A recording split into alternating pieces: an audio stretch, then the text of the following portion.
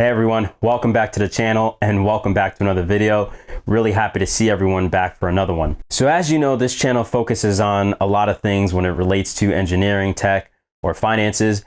And in this particular video, we're gonna focus on the tech side, but more importantly, instead of doing cool things with tech, or people think you get paid a lot with tech, yeah, you do, but there's a reason why.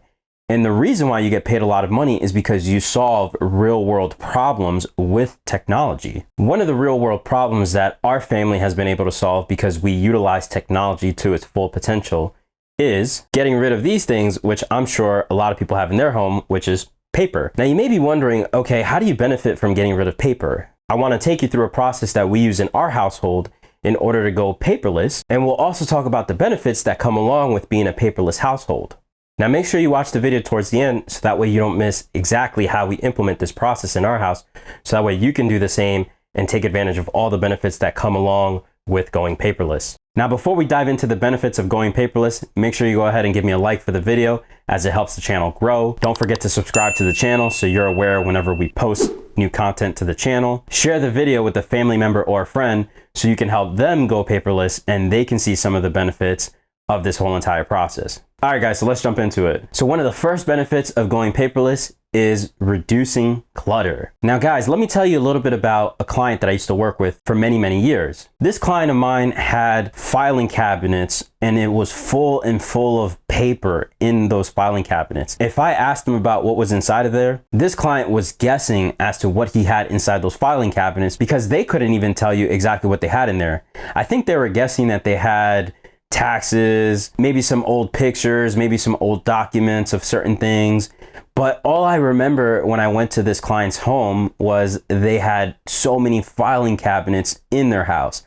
And I thought to myself, geez, if they were to go paperless like we do in our household, you wouldn't have a need for any of those filing cabinets, thus reducing the amount of space you need in order to house this stuff, thus reducing your cost and putting more money back into your pocket because you don't have to go ahead and house all these filing cabinets and have a bigger home in order to do that.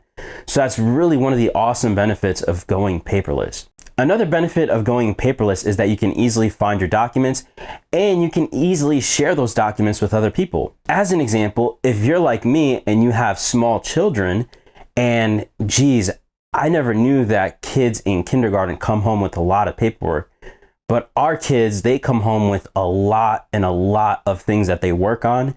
And the thing is, what I've seen most parents do is either A, they put it in a box and store it somewhere in their house, thus taking up more space, thus having to have a bigger home in order to store all this stuff.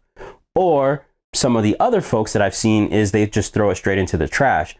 But a third option in which I love is when we went paperless in our house, we scan all of our children's work and we put it in a folder that has their name on it. And that way we can see throughout the years what they have been working on. And one of the cool gifts that I intend on giving my kids when they grow up is I want to give them a flash drive. And the flash drive is going to house all the paperwork and all the things that they worked on. So that way they can see what they were working on when they were kids, right? When they're in kindergarten, what were they learning? Or when they were in 5th grade, what were they learning? All these memories that you built, they can be stored inside of a computer, which takes up less space than hundreds and hundreds of filing cabinets of all the years of worth of documentation. So that is a really cool example of how you can share some of the work that your kids have done throughout the years and give it to them in a form where they can see many years of paperwork in such a very small form factor. Again, I don't know if you're noticing, but two of the examples already tie back to how much space you're gonna need in order to house these documents. And you can reduce the amount of space that you need and thus bringing money back into your pocket. So utilizing technology in order to solve problems, really cool. One of the other benefits and last benefit that I'll say about going paperless is you can make a lot of money by going down this process. So what do I mean by making a lot of money? Let's say you're interested in selling a car. Now I had sold my Honda Accord and this thing was a trooper. It took me all the way from high school through college, through my first job, even up to the point where I was getting out of my 20s and almost into my early 30s. I mean, this car was a workhorse. But in that process of selling that car, people were asking for paperwork on how well I maintained that car. And as you guessed it, as I went along the journey of owning that car and maintaining the car, all the documentation supporting what I did to the car was scanned and put in my computer. So when it was time to sell the car and I had the buyers interested in seeing how well I maintained the car, I can easily produce the paperwork that showed that I had the transmission replaced. And by the way, for those that don't know, 2000 Honda Accords had one of the weakest transmissions and I had to replace it a couple times. They can see what year I was able to put tires on the car. I mean, the list of all the different type of things that I did to the car was documented and they were able to see that in 2 seconds. Whereas most people would go around fiddling for this stuff or they don't even have it whatsoever. And when you're selling a car and you're trying to sell it for top dollar, you know that producing this paperwork and showing that you maintain the car very, very well translates into a higher resale value, therefore making you a lot more money. Remember, it pays to be organized. All right, so at this point, you're probably saying, yeah, you sold me on being paperless. I want to go ahead and do that. What do I need? So let's talk about what are the minimum things that you're going to need in order to go paperless. Obviously, first and foremost, you're going to need a computer. And in my case here, I'm using a Dell XPS 9520, which I talked about before on this channel. So go check out some more of those videos if you're interested in seeing all there is to know about that Dell XPS 9520. Now, the next item that you're going to need is a good scanner. And in our case, we're using an Epson ES400. I really enjoy the scanner because it scans very, very quickly.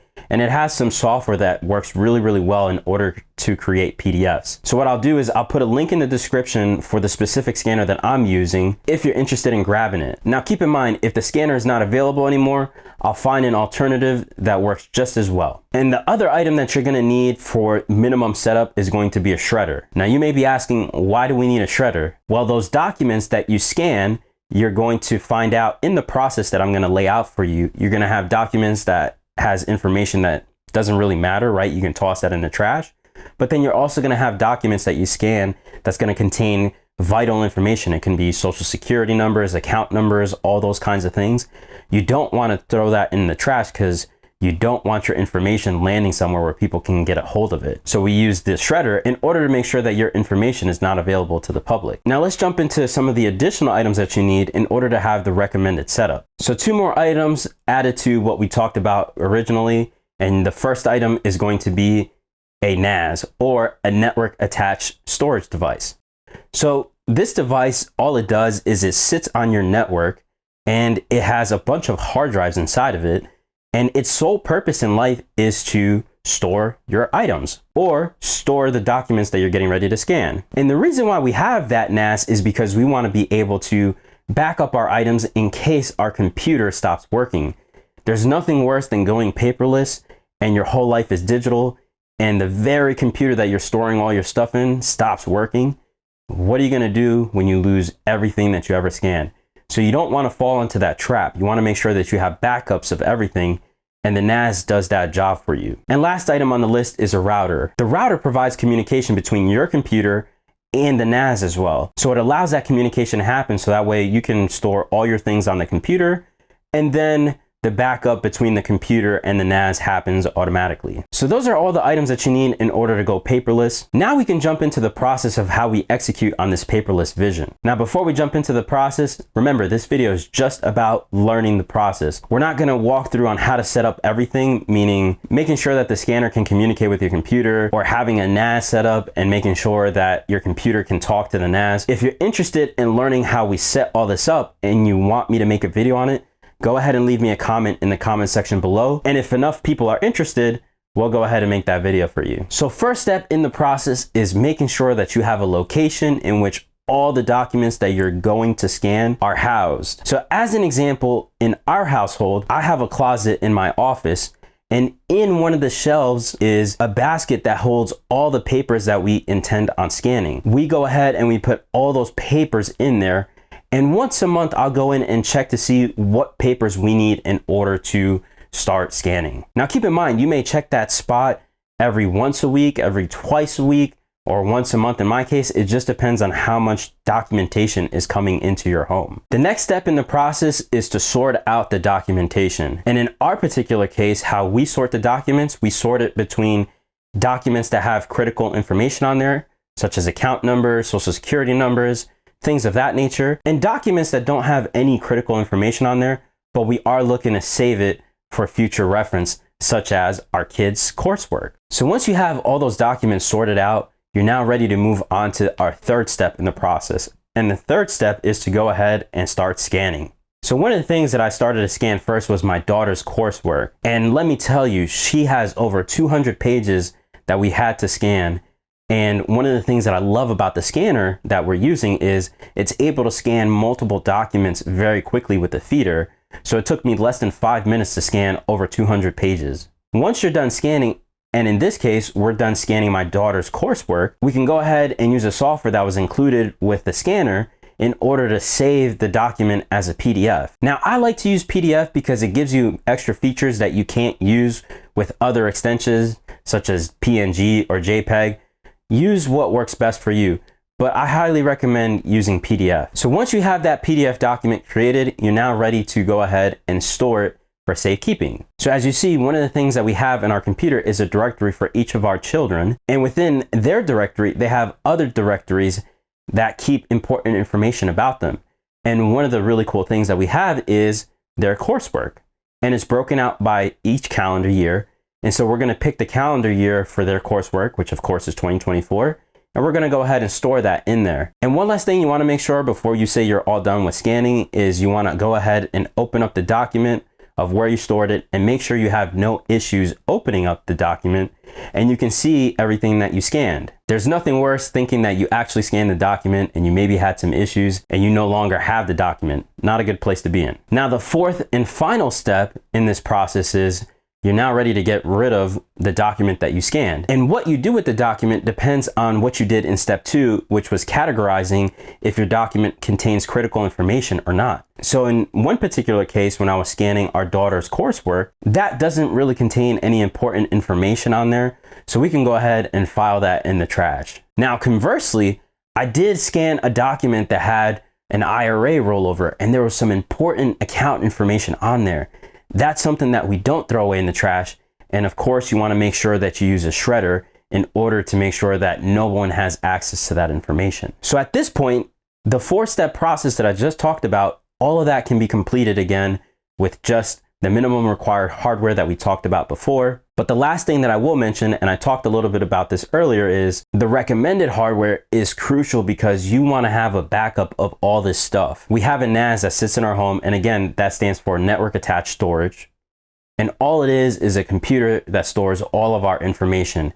And when I say all of our information, it's an exact replica of what's on our computers. So that way, if these computers go down, I have a backup and I can restore the information and I don't lose years worth of documentation. There's nothing worse than to be in a situation like that. One other fun tip that I'll give you of having a NAS is you can create your own cloud. So not only when I scan these documents and I put it on my computer, it also syncs to my wife's computer and many other devices in which we need access to our documents. So instead of paying for a cloud subscription, you can actually take that money and invest it into your own cloud, which is really cool because you can amortize the cost of your NAS over many years and it'll come out cheaper than you actually paying for a cloud subscription. All right, guys, so at this point, you have everything that you need in order to go 100% paperless in your home. And I do hope that you take some of the recommendations in this video because it has helped me